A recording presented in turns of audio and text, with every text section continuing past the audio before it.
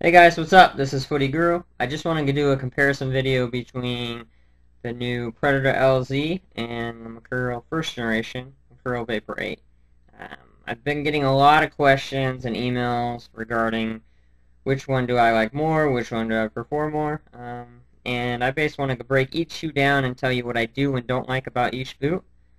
Starting off, probably the boot I'm wearing the most right now is the new Predator LZ. 7.9 ounces, on the market for $220. Sprint frame outsole, pretty light boot. But one thing I really like about this is it's kind of a hybrid between speed and power. And what I mean by power is with the off-center lacing, I think you get a more improved fit and you get more of a striking surface towards the instep and the drive area. So I personally really like the off-center lacing, and I like that it's not too light, because at 7.9 ounces, I think it's really a hybrid, and it gives you a little bit more girth to the ball when you're striking. Another thing I like about the boot is the sprint frame outsole. I'm calling this a hybrid because by no means is this a power, out-and-out power boot, but with the sprint frame outsole, it does give you a little lighter weight, but at 7.9 ounces, I really think this is kind of a perfect weight between speed and power. Another point of difference I really like about the Predator LZ is the microfiber upper. So basically with this boot, it's going to mirror the properties of a leather upper, but I've almost put 50 to 60 hours in the Predator LZ, and since day one, it is not stretched. So every time I go out and play, I feel like this boot is new, because in terms of the form and the fit is always consistent. I always know what I'm going to get with this boot, even after the 45th or 30 hours of testing. The boot has been consistent. Also, with consistency, the boot has been very, very, very durable. So after almost 50 hours of testing, there's a couple scratches on it, but by no means is it delaminating or have any problems with the upper. Super, super durable boot. 7.9 ounces, almost, referring this to as a hybrid. A lot of people are upset because, oh, it's a Predator, it's supposed to be all about power.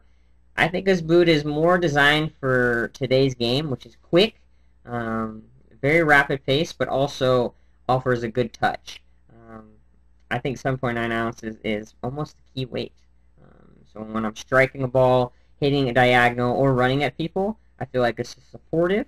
I feel like it's a very unique boot, and at the moment, this is my go-to boot. So the Predator LZ right now is my go-to boot. In terms of the Mercurial Vapor 8, when I first tested it, I fell in love with the boot. Basically, in terms of the fit, I do like the fit. Kind of my pet peeve right now is the straight lacing. I think I have gaps. I have a wider foot, so I have gaps up here in terms of the forefoot.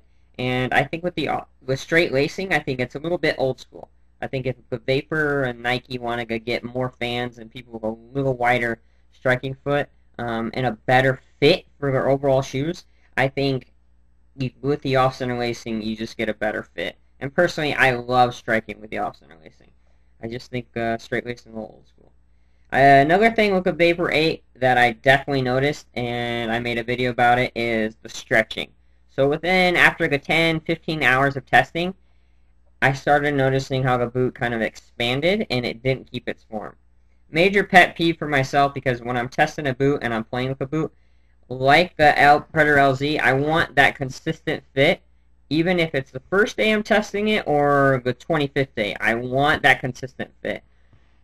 After almost 10 hours, like I stated, with the Mercurial Vapor 8, I experienced spreading and loosening in terms of a forefoot because the upper started to give. I think with this, the original Mercurial Vapor 8 release, with the suede backing, it gave a little more. I heard the Euroclash is a little bit more durable, and it keeps its form and shape. 6.5 ounces estimated.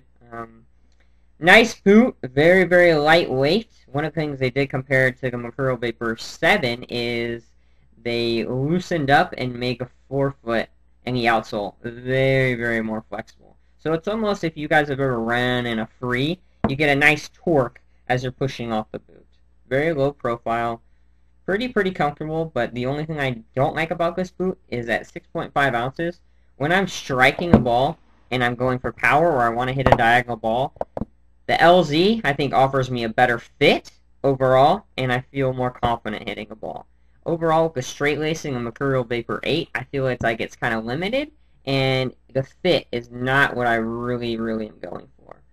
So the straight lacing, like I said, could definitely be improved by Nike, or even experiment, because they've always had the straight lacing, and I would love to see a Vapor 9 release with the off-center lacing, alright, a little bit more improved fit, and a different upper, because the suede upper, I did not like how it expanded over time.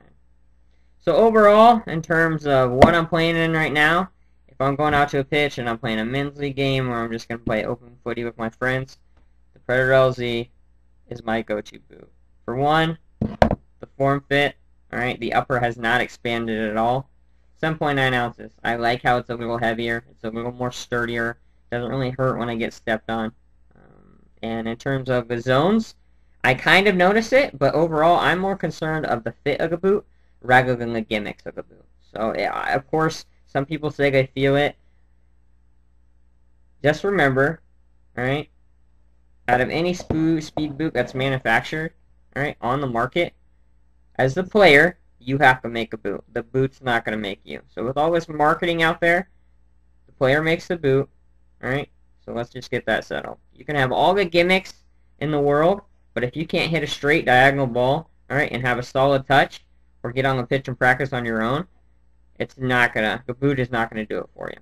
So overall, Predator LZ is what I'm feeling at the moment. I think the Vapor 8 could definitely cause a stir on the market, and with all the marketing out there and Ronaldo, I think it's definitely an easy sell to consumers. But I think in terms of the overall fit, this is what I'm feeling, the new Predator LZ. Definitely a big fan. If you haven't seen it, check out my other reviews on YouTube of both of these boots. But at the moment,